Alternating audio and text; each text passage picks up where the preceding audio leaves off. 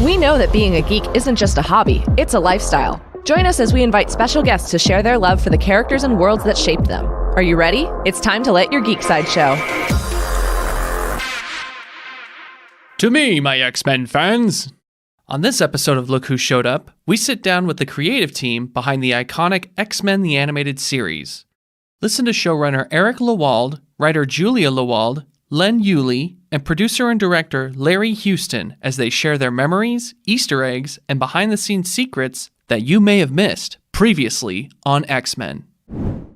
We have a very, very special episode. Today we are doing a bit of time traveling into the ultimate world of nostalgia. Any kid who grew up in the 90s remembers the theme song to a very special show. Whenever it comes on, we would just light up, and still do. It's still a thing to this day. Everyone lights up when they hear that song. So right now we have in the house the writers, directors, producers, showrunners, anybody who's anybody from X-Men the Animated Series. Hi! So, thank you guys for being here. I'm a little bit nervous because you guys are like my childhood, so there's a whole bunch of nostalgia happening right now. Thank you for having us. Yes. So, let's go ahead and introduce. Start with Len. I'm Len Yulee. I don't know which camera to look at. Here we are. Right there. I'm Len Yulee, and I was a writer of 3 episodes on the X-Men series, and I've been doing animation before and since for 30-some years. I wrote the first episode that used Bobby Iceman Drake, called Cold Comfort, and I did the Nightcrawler episode and the follow-up to that, which was called Bloodlines. So it's like Nightcrawler's like, I love Nightcrawler. Yeah, rather fond of it. I know, he's anyway. great. I'm Julia Lewald. I was one of the writers for X-Men the Animated Series. Did the first part of Days of Future Past Part 1 that brought in Bishop rather than the Kitty Pryde character there, and had fun with that. And, I'm learning this as we go, so it's pretty exciting for me to be like I knew you guys were writers, but I didn't know which episodes, and now I'm going I remember that episode. Well, I remember that episode. Good. Got to write some other episodes, and also got to pitch some stories, including one that became the story Beauty and the Beast, which is one of my personal favorites. I'm just gonna spend the whole time just crying over all the X-Men goodness happening right now. Hi, Eric. Oh, well, I'm Eric Lewald, and I got to hire wonderful people like this to write the 76 episodes, and I was the supervising story editor, which now is called a showrunner.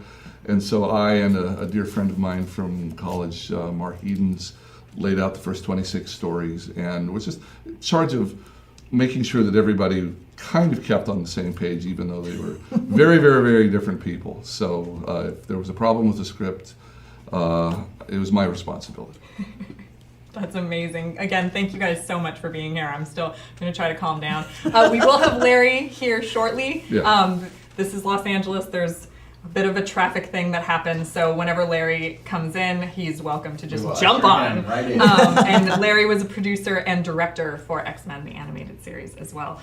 So we have so many questions for you guys, Sure. and I'm already watching them come in from the audience as well. So it's happening. We're such big fans here at Sideshow. As you can see, we have our X-Men Animated Series statues right here. And by the way, Rogue and Gambit should be here, except they're already sold out. Oh. Ooh. Yeah. Wow. Oh my God. Yeah, they went. So these are Kotobukiya 10th scale Oh my God, statues, and they're amazing based on X-Men 90s. Yes. And the Rogue and Gambit one, it was a 2-pack Storm and Bishop over here. Uh-huh. And they just Gone. gone because God. Rogue and Gambit. Yeah, We've well, already in the lobby beforehand, we were discussing how Rogue and Gambit are so dear to the hearts of so many fans that The Gaga and Bradley Cooper. yeah, I know. They're Nice. the guys. Nice. That yes, exactly. That'll work. There's something about them together that just Yeah. works. Yeah. Mm-hmm. And you guys were the ones who brought them together. They weren't together in the comics Right. before. So thank you for that. So how did each of you come to work on X-Men the Animated Series? Well, Well, Okay. going in the Wayback Machine, we all met at Disney TV Animation. Oh, wow. Right. For the Disney Afternoon. Late 80s. Yeah, We were working on DuckTales, Tailspin, all that stuff. Chippendales Rescue Rangers, Goof Yeah, Troop, Julia wrote 14 of the Rescue Rangers, more than anybody. Chippendales Rescue Rangers. That was where I When met. I was little, my mom made me a purple jumpsuit that I would wear. I was Gadget. She was Gadget. and I would wear Gadget. little mouse ears in my purple jumpsuit and watch that show. I still own the entire series of Rescue Rangers on DVD. Yeah, Dang. well, you'll our see- people. Our people. Yeah. Our people. Yeah.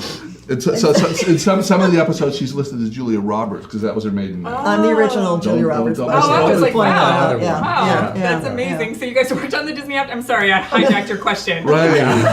No, Right. but that's how we all met each other. That's right. And then when we all Then when they let basically everybody go, we all started Well, working well. for other companies, and I'd worked for the Fox people on a couple shows. On the last season, I was a supervising guy on the last season of Beetlejuice. For Margaret Lesh and Sidney. So that's how literally the night before they're going to have 40 people in there with Stan Lee and all the Marvel people and Chaim Saban and all the Fox, this huge group of people say we're gonna make X-Men happen. It was the launch meeting at 10 in the morning. That the night before I got a call from them saying, oh, by the way, we decided we're going to have you run X-Men. You're going to develop the show and you're going to be the story editor. And I said, oh, that's great, guys. That's great. And I'm whispering to Julia, now who are the X-Men again? So there was no internet. There was no one to call. I just had to go to the meeting and smile and nod. And people like Larry Houston, who had memorized every one of the comic books. I'd read other Marvel properties. I'd read some DC, but I didn't know them. But they just, I guess, thought that my tone was right for the show. Well, they clearly saw something and they were clearly correct. So I read them very fast. I read the Yeah. books very fast. And then Len, you were brought on board. Well, I was still at Disney when the show began. And then subsequently, when I was no longer at Disney, thank goodness Eric and Julia were there to catch me. And so I was in, I guess, 4th season. Yeah. And then got a chance. And since I had grown up reading comic books, right. DC though, mostly. It's okay. But I sort of knew that lingo too, so I went from funny animals to people in tights, and it all worked out. We need to quote that. I went from funny animals to people in tights. And I felt at home in the world, and fortunately Eric had this enormous, I don't know who wrote it at the time, this encyclopedia of Marvel characters, so I could be brought up to speed rather quickly. And so then I was brought in to do freelance on 3 of the episodes that I mentioned, and it was a terrific experience because, as you're well aware, Eric was running a show that was not a kiddie show. It was not just for the under 4 set. They were doing adult melodrama, and it was done brilliantly, and they cared about their characters, and that's the thing that makes it such an unusual show, that And it it- was about how people feel. Right, and it actually is why the show has lasted the test of time, because Exactly. you can still watch that show, and it's still one of the, I think it's the best version of the Phoenix Saga out there. It's the best version.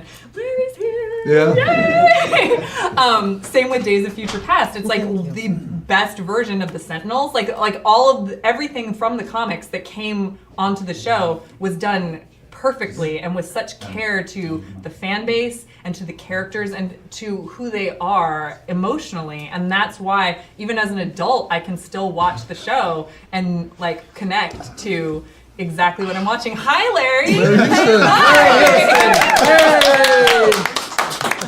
So, how's it going? Welcome. So sorry that it was a little bit stressful this morning. I am quite embarrassed not to be here on time. It's totally fine. It's We just got totally started. fine. We just We got seriously started. just got started. We were So- only in the 2nd season. Oh my That's God. amazing. Thank you so much for being here, Larry. Can you introduce yourself to the camera and just what Which it, one? That's a good one. what it was? Hi, I'm Larry Houston. I'm the producer director of the X-Men. I've also been the director of like other shows like G.I. Joe, Captain Planet, Fantastic Four, Johnny Quest, Kid and Play, what's another one? The Karate Kid, and also and even Care Bears. I mean, I've done a little bit of everything. Care Bears? Yeah, I know Care Bears. Everybody's like, I'm here for Care Bears. Some of us worked on Strawberry Shortcake. We all did. We run the gamut. We all worked on Strawberry Shortcake, Madeline, and Winnie the Pooh. Oh my true. god! Wow. I was totally terrified of the peculiar purple pie man of Porcupine Peak. Like, I was so terrified. It's the of him. alliteration that got I you, was right? just so scared of him as a kid because he was like all gross and like, I just really didn't like him. Wow. Okay, so perfect time for Larry. How did you come to work on X-Men the animated series?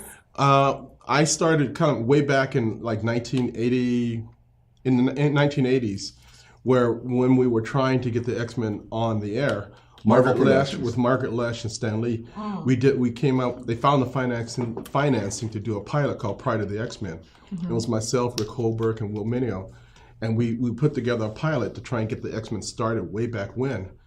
And it was a half-hour pilot. We got Japanese animation. We got the best script we thought we had at the time, and we put it out there. And right then, they only had three networks: CBS, NBC, ABC. Nobody was interested in the show. And it was like we did our best, and it didn't go anywhere. Yeah, you got to understand there had never been a Marvel movie, which is hard to imagine now. There have been 10 or 11 attempts at Marvel TV shows that were, like The Thing meets the Flintstones. Yeah, or and something. like the Spider-Man show.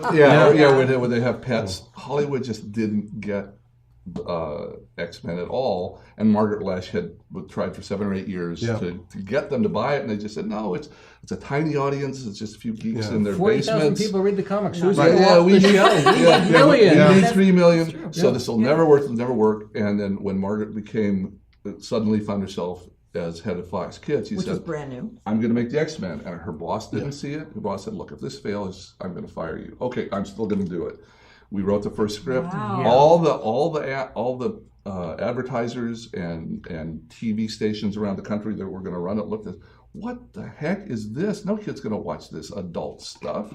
And there's little do they know, there's a whole generation of us. So as a result, they only hired all the creative people for the first 13 episodes for one season. Yeah, and when we that's were it. done with our work, we were all let go, thinking that it was never going to play. It was going to be one and gone. And so 3 months later, when it comes on and becomes the #1 hit, they had to embarrassingly call us, can you come back? Yeah. I'm trying to imagine what my childhood would have been like.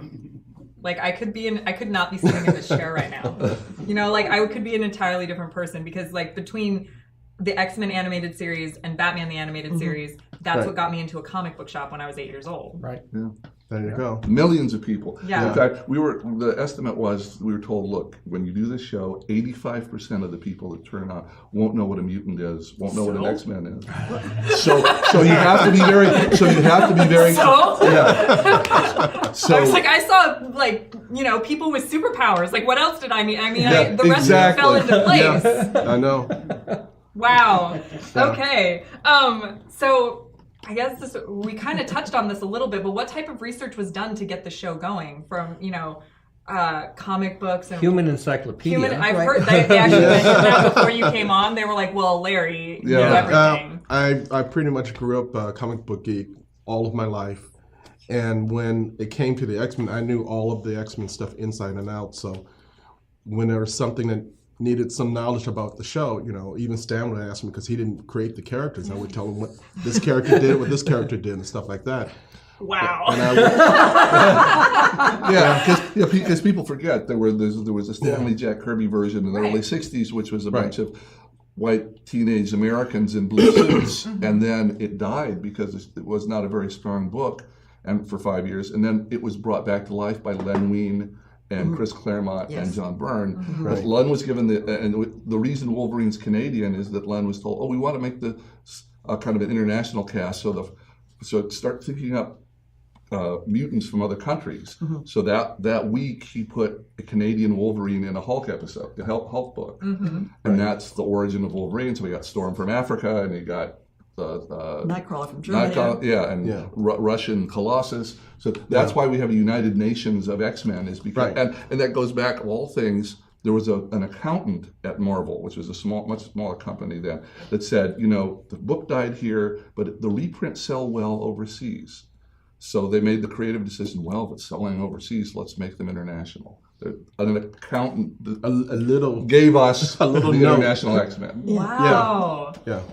That's Accountant, who knew? yeah. Wow. So, I mean, how does it feel to have added to a comic book legacy such as the X-Men? Larry? Oh, I feel very blessed and very happy that we were able to accomplish what we did, because we've been able to give the audience the entertainment that we knew that they would want, but we had to fight so many people to get it on the air that we knew there was an audience for it, but we couldn't get past the gatekeepers, who kept saying no, no, no, no, no. And finally, when we got the shot with Margaret, she gave us not carte blanche, but she basically said, go for it. And she had faith in myself and Eric's and Julia and Will Mineo and Rick Holberg and you. And me. Sorry. Yeah. A little fake. Fewer episodes to have faith. Yeah. Wow. We got it on the air. And the thing you got to remember, back in the first season, they thought we were going to be one and gone. Yeah. And, there were no computers, no likes, dislikes and stuff. So pretty much we had to do the show based upon our gut instincts as to what makes a good story.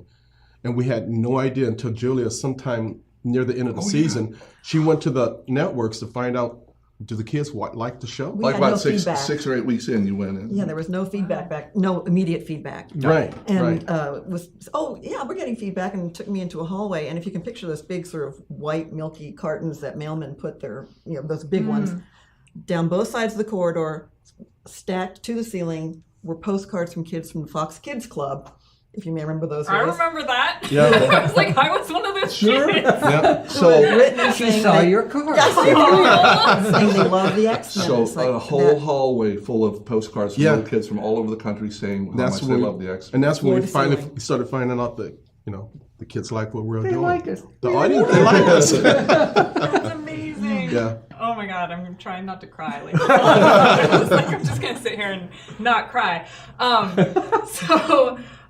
Do you guys have a favorite storyline that you were a part of? Sure. Larry? There are a couple. I mean, there's the one I always bring up, which is the Rogue story.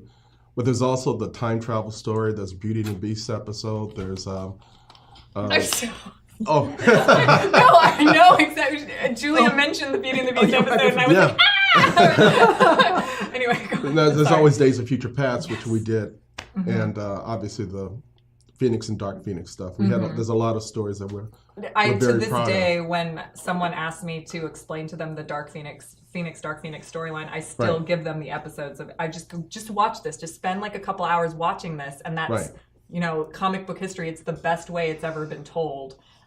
So yeah. So those are some of my favorites. There's a lot of them, but those are the overall. Well, I got a chance to write Nightcrawler. I mean, just in terms of a good action show, the thing I did with Cold Comfort with Bobby Drake was fun. But Nightcrawler was kind of unusual because, as you know, the character has profound faith, and that's something you don't see depicted, certainly in children's television. And I mean, yes, there's David and Goliath and the Veggie Tales and all those things, and those things came later. But to do this in a superhero action show was peculiar, and the fact that we had wonderful people backing us up, our standards and practices person was saying, yeah, go ahead, because by that point, 4 seasons in, they had earned her trust, and she said, you're doing this? And so we did this extraordinary episode, which was, and I was thrilled to be cast, and again, this is all about casting, to write this episode, because nothing like that had ever been done. And we got a chance to do something that really moved people. And when we go to these conventions now, people come up and say, "This is the first time I was able to talk with my family about something that mattered to me," and it How touches you. lovely. Yeah. Oh, Yeah. I mean, everybody. Whenever we go to these things, we hear how much, like the way you're reacting, we hear how much the show Yeah. touched people, and it was part of their childhood, and it. Sometimes the stories are very personal and very moving, and we're just thrilled that, because we sit in our rooms, we type. Yeah. But then we go and we hear people say how much it meant to them, and we're like, wow, thank you. Well, to be a part of the X-Men is also an incredibly special thing, because the X-Men are the ones who people tell them they're not normal, Right. and so I feel like the reason that you wind up with so many personal stories is because the X-Men help people feel like they belong somewhere, or find their school for gifted youngsters. Like that might be, like here at Sideshow, or somewhere at a convention, or like, you know what I mean? Like that's they're a tribe, and they created their own tribe when there was none. And so that's, I think, to me, why the X-Men have such a profound emotional reaction from so many people. What preteen or teenager doesn't feel like Exactly. they're an outsider? Exactly. And here's a group of outsiders who circumstances brought together, some of whom have had to face terrible personal loss, and families torn apart and all that sort of thing. So they're, it's like, oh yeah, I recognize myself, and that's the best kind of story where there's a character that brings you into the story. Absolutely. Yeah. They happen to have superhero powers, but each one of them Who doesn't really? But each one of them has got their own personal issues, and that the fact that we were able to tell those stories in a Saturday morning context is, to me, still amazing. Yeah. And exciting. Favorite? Well, fan of Beauty and the Beast, just because that was one of the stories I got to come up with, and Stephanie Matheson wrote that script. And I'm going to pass it to Eric, because my personal favorite is the two-parter One Man's Worth, which deals with the concept of what if Xavier had not existed long enough to form the X-Men. Yeah. And It's my favorite too. my personal bit in that is Storm and Wolverine. Oh. Okay, all right, go. So this, when you're looking over 5 years and 76 stories, you come up with some that are okay. You come up with some that you maybe wished you had worked on a little more. And there's a handful that just seem to pop out and say, this is a perfect story for me and for this show. And the idea that we could tell a story that showed why the X-Men exist in the first place. I mean, and the way to show that is show a different timeline where they didn't exist, where someone went back, killed Xavier in college, and there's never an X-Men. So the opening sequence is you meet Wolverine and Storm, and someone asks them about going back and helping the X-Men. And who are the X-Men? I mean, X-Men, if they didn't exist, the world went to hell. And we stole from a couple of shows like It's a Wonderful Life or Sitting on the Edge of Forever. Star Trek. I was going to say, there's that measure of yeah. But that little kernel of why do the X-Men exist was the most satisfying story that I think I worked on of all of them. That's And amazing. then seeing it, because it comes in the fourth season, but seeing, if you're watching it closely, Storm and Wolverine are a married couple. That's the only, and he's wearing a wedding ring, she's wearing a wedding ring. They're married and they're together and they're profoundly in love. And they're the perfect couple. They're the perfect, suddenly go 4 seasons in, they are the perfect couple. Why aren't they that? And then the fact that they're willing to risk that, because you don't know if they're going to get together again, and we realize they don't, and it's just heartbreaking. Yeah. But they sacrifice that for the greater good, and they earn. I think the show earned that moment. Totally. What were some of the challenges about putting together the X-Men for a Saturday morning audience? I feel like this is a big question, right? Yeah, well, at the start, you've got a bunch How of, much time you got? you've got these 20s and 30-somethings who have superpowers and fighting people that we had to make sure were even more powerful than they were. So there was a challenge to them that could destroy cities.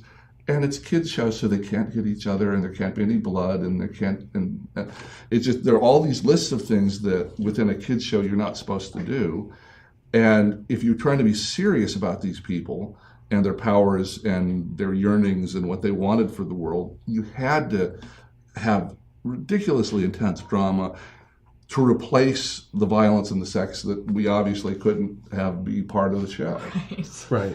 Yeah. To that end, very early on, broadcast standards and practices, a woman named Avery Coburn. Wonderful. Saved our show. You don't hear much praise heaped on what you call the network censors, but that woman was responsible for allowing X-Men to be the show it was, which is, again, a tremendous thing. Wow. But I'm going to mention Morph. Oh yeah. Oh yeah. Oh Yeah. There's actually a question in like, from the audience questions, which I haven't even gotten to yet, but there is a question about Morph. Speaking of Saturday morning problems. We made sure that he had that. We the first thing we said, Mark Eden's eye, when we're doing the first 13 episodes and talking with Larry and Will, we need someone to die. We need an X-Men, not just someone on the side. We need an X-Men to die in the first story to show what the stakes are for these people. So it's not play acting, it's not play fighting, it's real.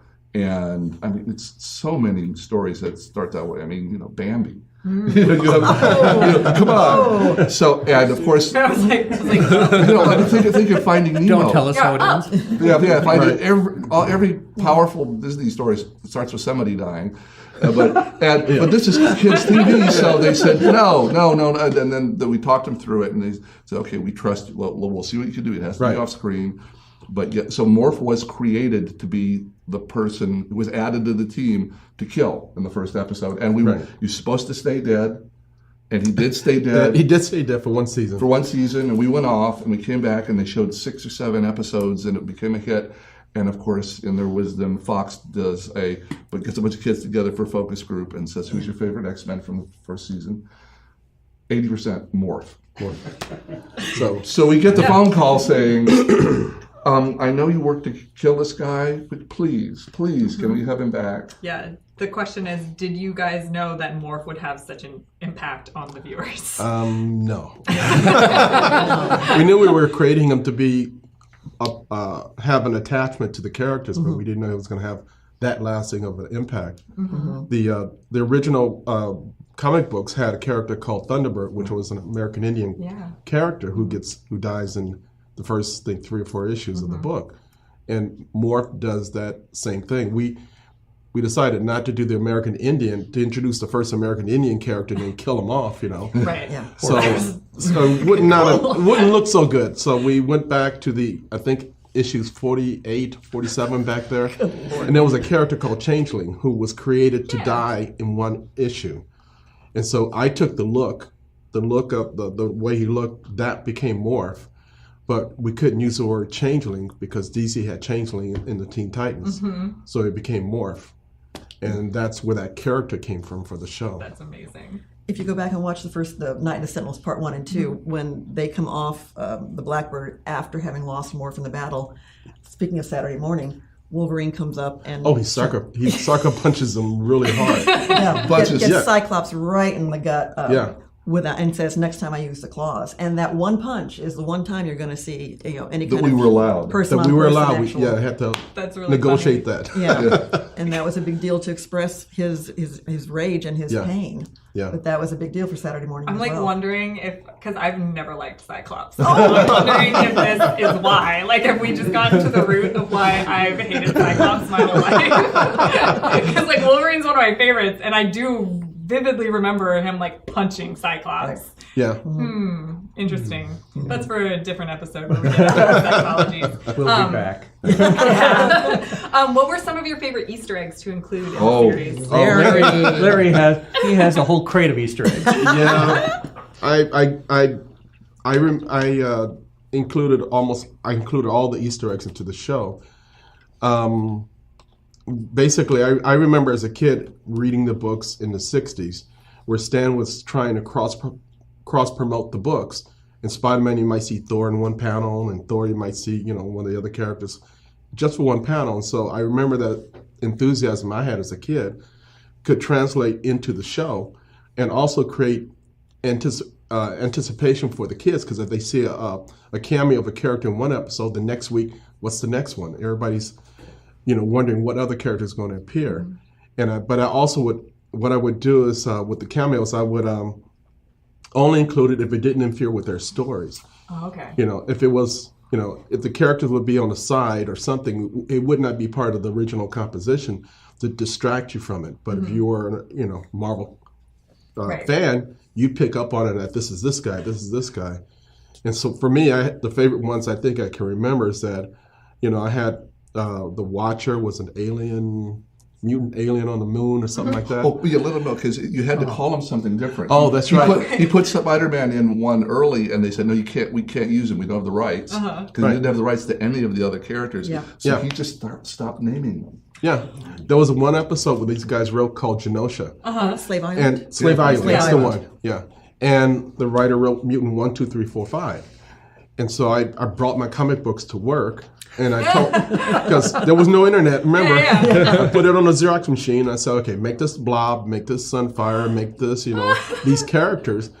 And so I populated the world with Marvel characters, but I kept the original names. In 1, the 2, story- 3, 4, 5. In the storyboards, yes. In the So Legal would storyboards just and say, everything. it's Yeah, mutant Legal one. wouldn't notice. They had no That's imagination. amazing. Norse mutant? Norse mutant. Oh, yes. Norse mutant with Norse hammer. It's Yeah, like Yes. Norse mutant with hammer. Oh Phoenix, my. Dark Phoenix, when they're up there, and you see the Watcher, and you see Doctor Strange, Yeah. and you see Thor, Yeah. and you Yeah. see Spider-Man And see for a split second. Oh, yeah. It was in. risk. Yeah, I snuck Spider-Man in. I think it was in, I can't remember, Phoenix or Dark Phoenix, yeah. but the world's going to hell in a handbasket. And I drew this scene of a chimney. You see the shadow of Spider-Man come in, and then in the foreground, you see this hand come. All you see is this much, and the web comes out, and then the next shot, you see the webbing save somebody. Yeah, that's amazing. And so I got a chance to put him in, and this was just a mutant arm. Yeah. And Deadpool and Black Panther. that's right. Both of those. Oh, Very God, that's first right. one. Yeah. First Black Panther I appearance, did the right? first animated Black Panther ever when I think it was Sanctuary Part 1 and 2, because Magneto goes to collect some mutants. So I figured, okay, let me throw in some cameos. there's- Oh and my so- gosh, they're perfect. Yeah. There you go. That's There it they right are. there. Yeah, there's That's the, it there's right the there. Norseman on the roof with a hammer. Yeah. The Norseman, there's the Watcher, what's not called the Watcher. He's an alien observer. Alien, yeah. And there's Doctor Strange. I think he's not called Doctor Strange in the model sheet I sent to him. Yeah. But it's Magic called something. guy. He's a Magic guy. He's a magic guy, yeah. Oh my god. And, That's, and it's so funny. You couldn't get away with this now. Oh, Because now no, everyone knows who all no, these no. characters are. no, a lot of Ignorance is bliss. I know, right? Exactly. No, a lot of what I tell the fans who come talk to us is that a lot of decisions that were made in the show were made by this small group, and you couldn't do that today. Right. There's so many cooks in the kitchen that Yeah. we couldn't do this again. Yeah, you couldn't replicate this. Yeah, Marvel didn't have a final say on the stories or the dialogue. They would suggest, and we could just say, no, sorry, we like it this way. And they were based in New York at that time, and we were all at Los Small Angeles. company. Wow. And Right. coming out of bankruptcy or going into They were going bankruptcy? into bankruptcy. Yeah. They did it in 96. We were 92 through 97. So during the show, they went bankrupt. But Right. speaking of Easter eggs, my absolute personal favorite is we talk Beauty and the Beast, where Beast falls in love with a woman named Carly. The point is, several seasons later, Yeah.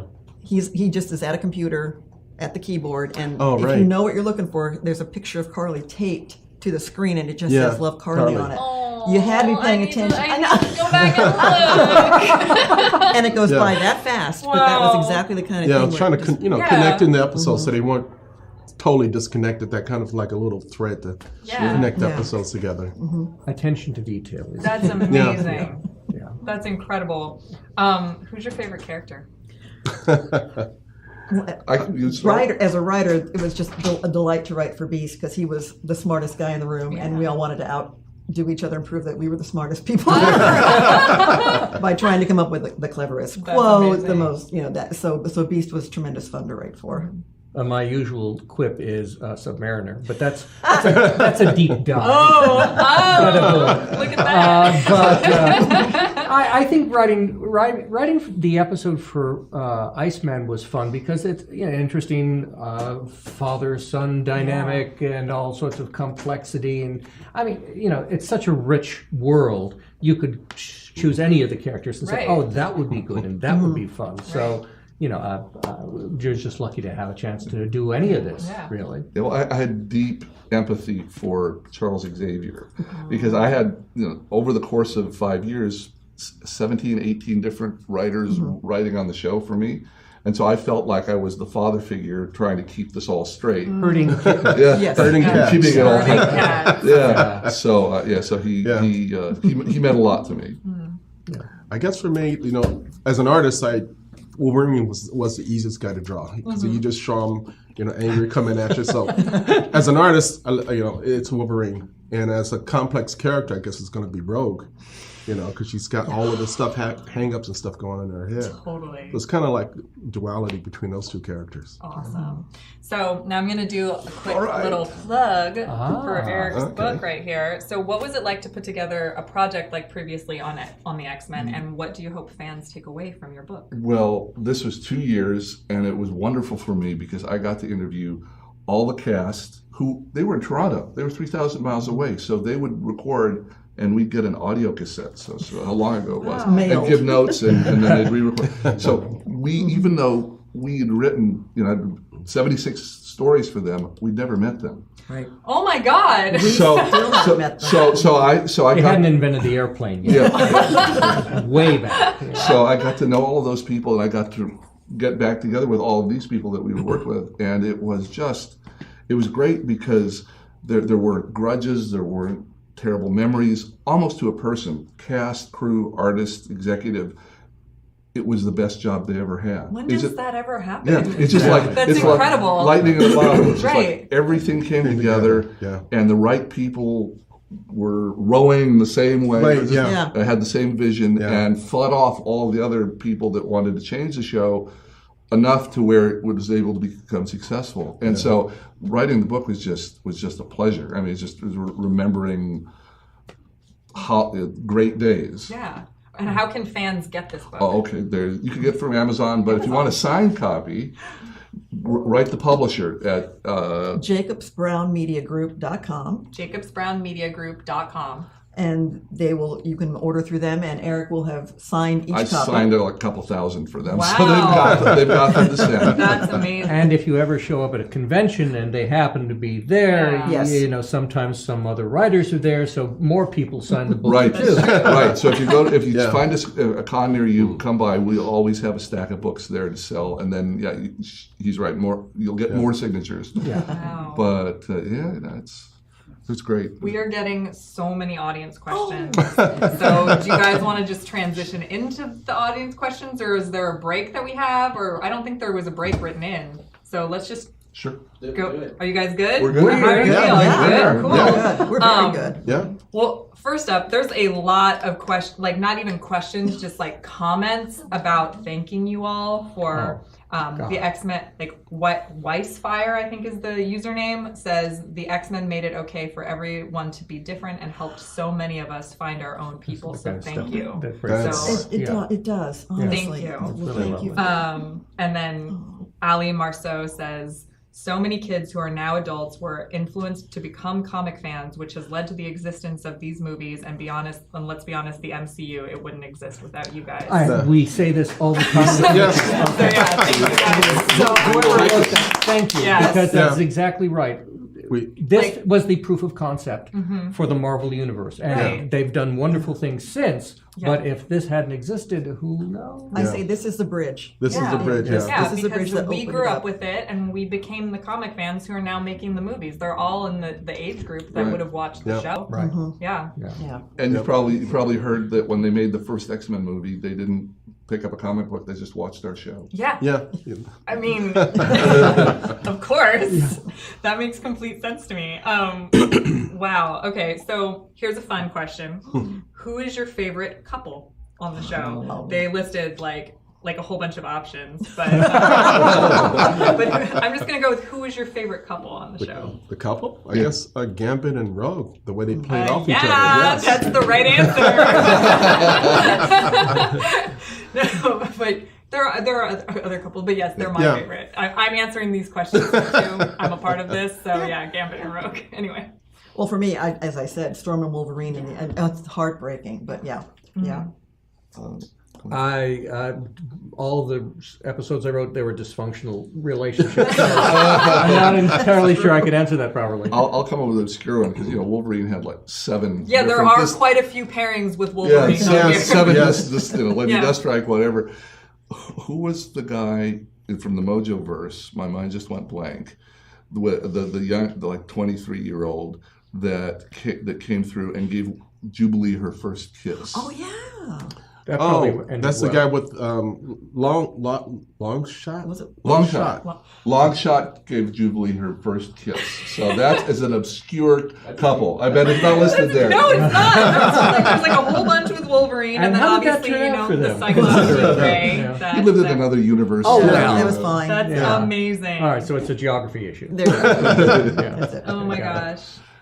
Can you please tell Eric the synopsis that he wrote as a permanent story is on my Instagram. Eric, you are exceptional. Oh, wow. Wow. Wow. Great compliment there, dude. Yeah. That's amazing. So yeah, again, just wanted to stop by and say thank you for my childhood. You all are amazing. That's music to our ears. It really Yeah. is. It really is. All right. I'm like gonna cry, but that's cool. Was there any member of the X-Men that you wished you could have brought onto the show as a permanent member of the team? Oh, okay. As a permanent member, probably would have. If we could have, it would have been Colossus.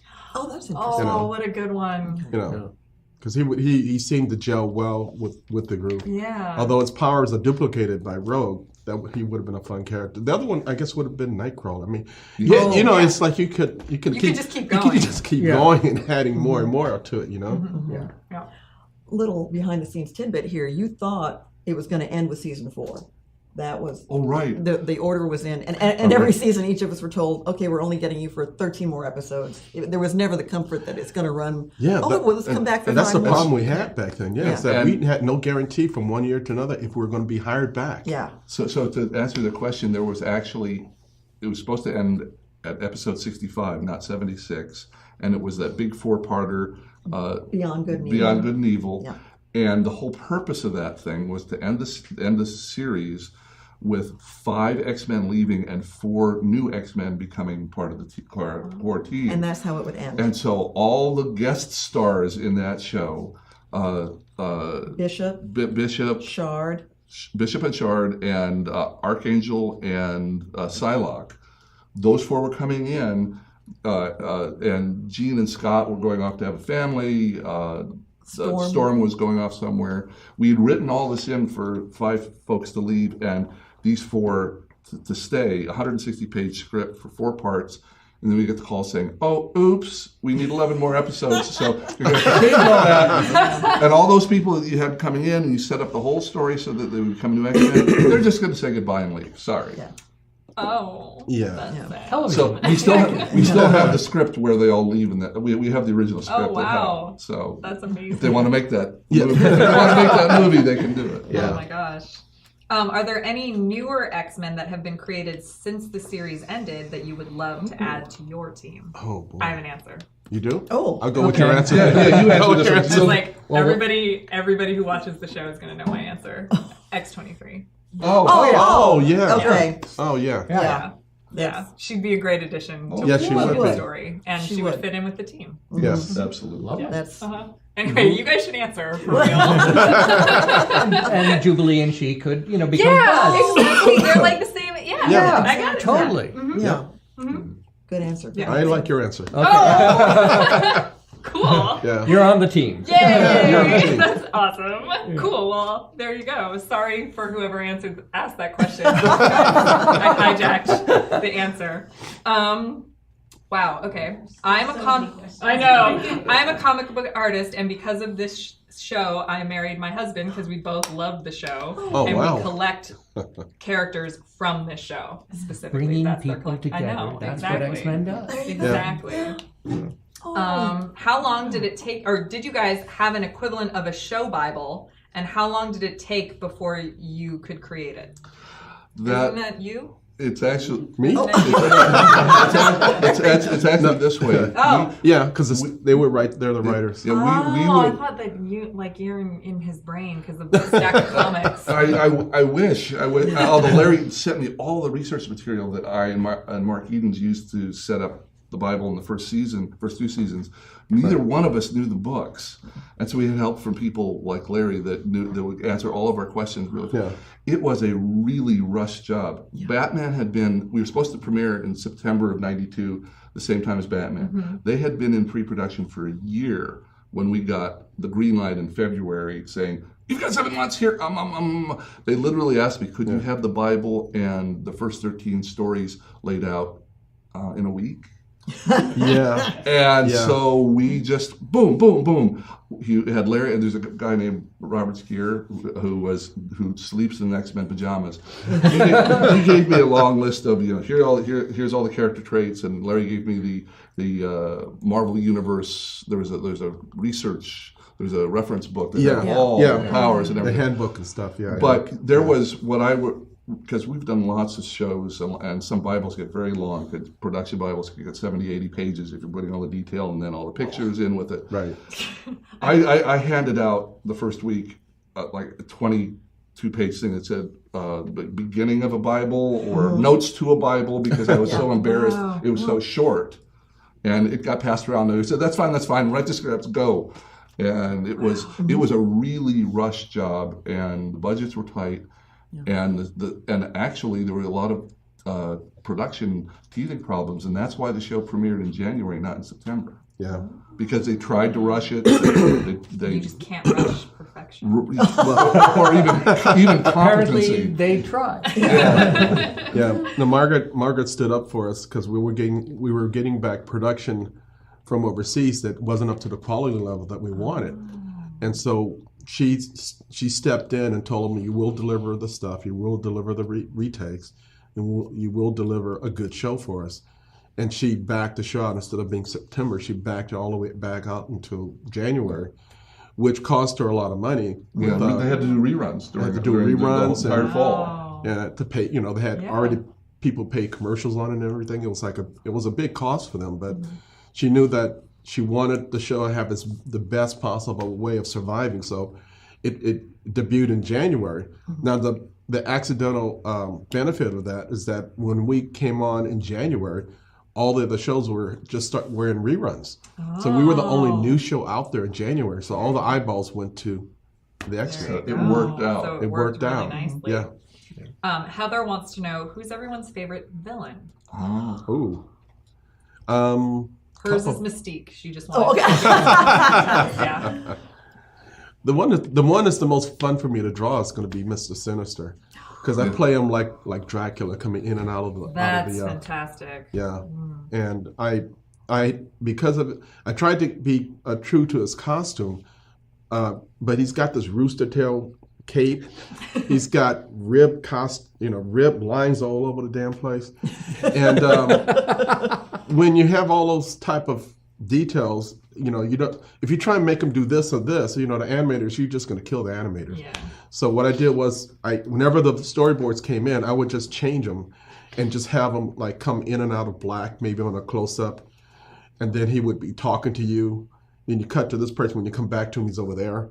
Oh. And when you come back to him, maybe he's over there. Yeah. I never let him walk anywhere. Yeah. That's awesome. And then when he finishes his lines or whatever he's going to do, he just walked back into the shadows.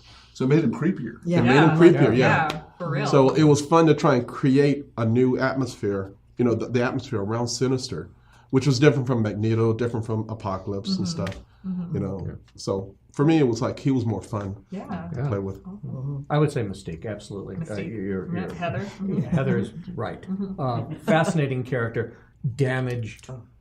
You understand why she's so awful, but boy, is she awful. She has done everything she could to hurt everyone else because deep inside, she's also just a wreck. Yeah. So a fascinating character to write. Not a nice person. But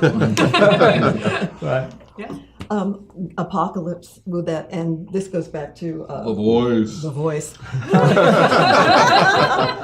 An actor named John Colicos was the voice of Apocalypse, and we didn't realize this until years later, which breaks my heart. But John Colicos was the very first Klingon in Star Trek, the original series.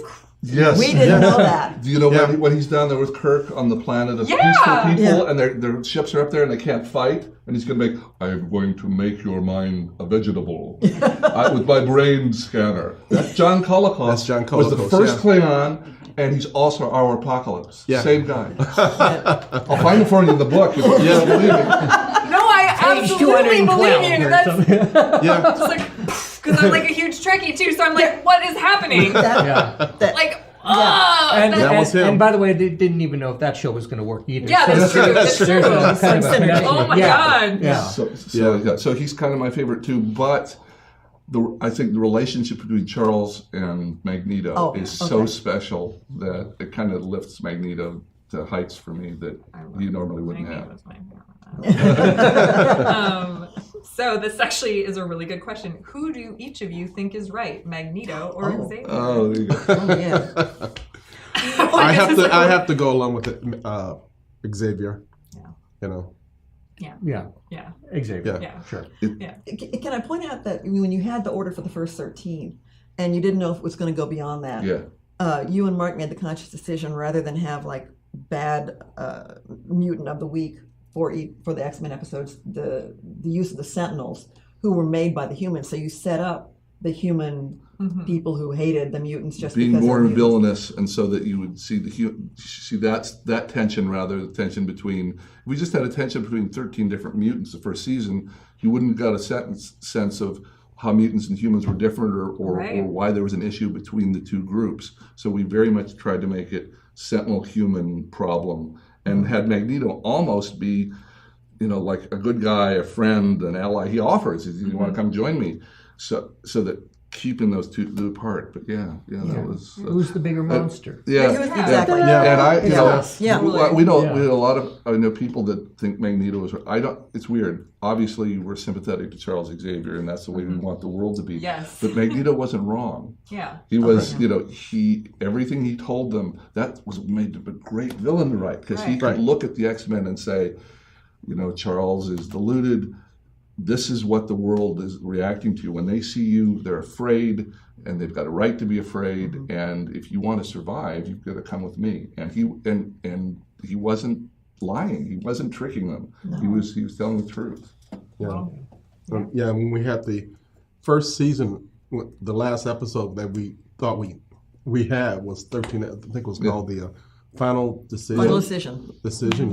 Where we had like tons of Sentinels coming after the X-Men, and at the end of the episode, I had Xavier's getting ready. It looks like he's going to do a kamikaze run at Master Mode, and Magneto comes nearby and saves him with an additional shield to stop the blast from killing Xavier. Yeah.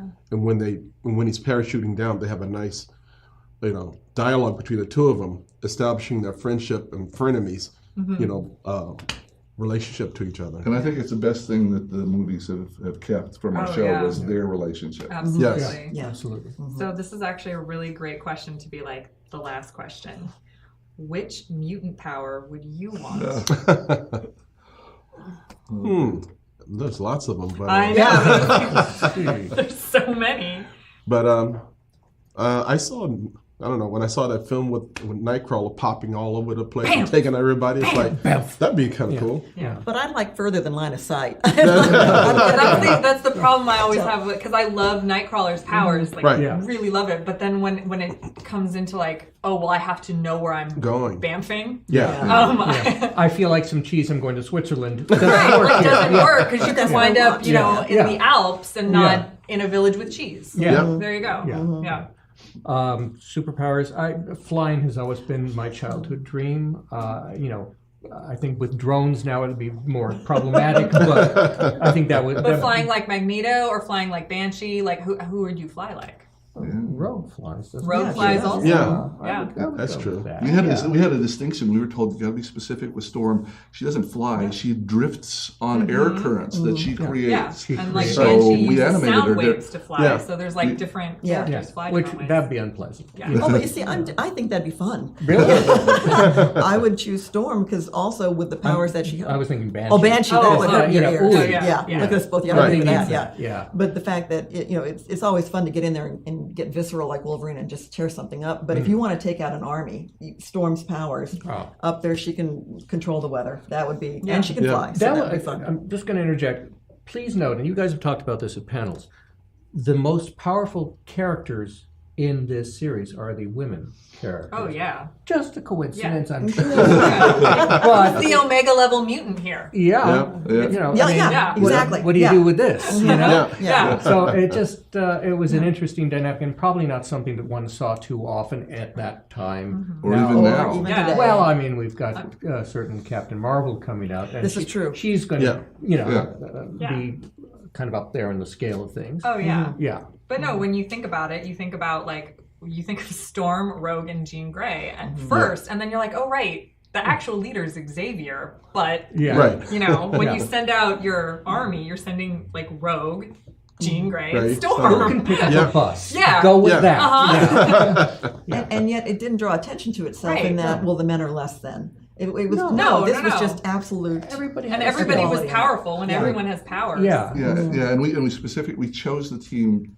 from the writing side to be as distinct from each other as possible. None of them are like the others. Right. There's no duplication. As I said, we could have Bishop and Wolverine Colossus. and Cable and Colossus, and we could have had 6 big gruff guys Yeah. Right. growling at each other, and Yeah. you can't tell stories that way. So we picked. And, Yeah. Oh, quick favorite power. That's rough. I know. Jean and Xavier have. I guess Jean's is a little more interesting because she's more empathetic and she's more protective. You know, which is, and she wasn't necessarily going to be a major character. She and Beast were not written in the first line of characters when we started building the show.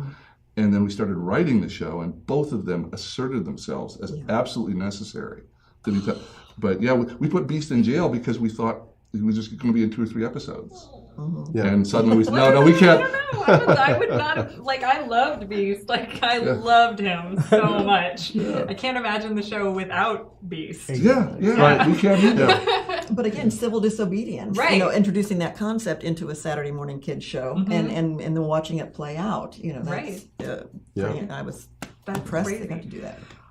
Thank you guys so much for being here. you. We still have another X-Men segment, so if you'd like to stick around and talk to us about a couple of our premium format figures, Sure. we'd love to have you. Sure. But we are going to give Do you enjoy Look Who Showed Up? We are proud to bring you pop culture content completely ad-free, but that doesn't mean we don't need your support to help keep us going. Please take a moment to leave us a 5-star review on iTunes, Spotify, or your favorite podcasting platform and help spread the word about our podcast. We welcome fan feedback. Email us at podcasts@sideshow.com with your thoughts and suggestions for how we can make our shows even better. Plus, tune in for our other pop culture podcasts. See your favorite common film characters evolve across 2 generations in the bi-weekly Then and Now podcast. Find out if your fan favorites make the cut in the Geek Culture Countdown, a bi-weekly podcast featuring pop culture top 10 lists. Then get all the latest pop culture news with our daily briefing, a 2-minute breakdown of the biggest geek headlines perfect for your Alexa or Google News briefings. We wouldn't exist without your continued support. Thank you for listening, and don't forget to let your geek side show.